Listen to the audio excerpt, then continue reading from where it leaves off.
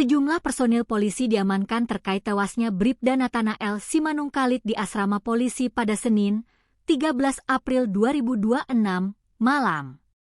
Diamankannya sejumlah personil kepolisian itu disampaikan Kepala Bidang Humas Polda Kepri, Kombes Pol Nona Pricilia Ohei, Selasa, 14 April 2026.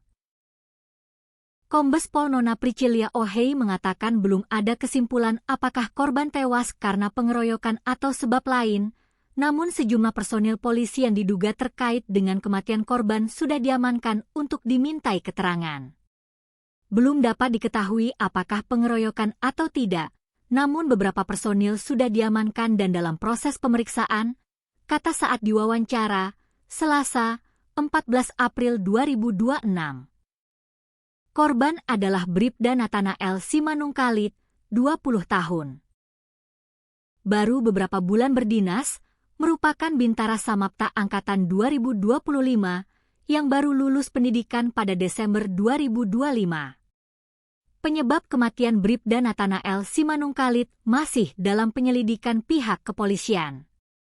Jenazah korban sudah dievakuasi ke Rumah Sakit Bayangkara Polda Kepri untuk dilakukan autopsi guna mengungkap penyebab kematiannya.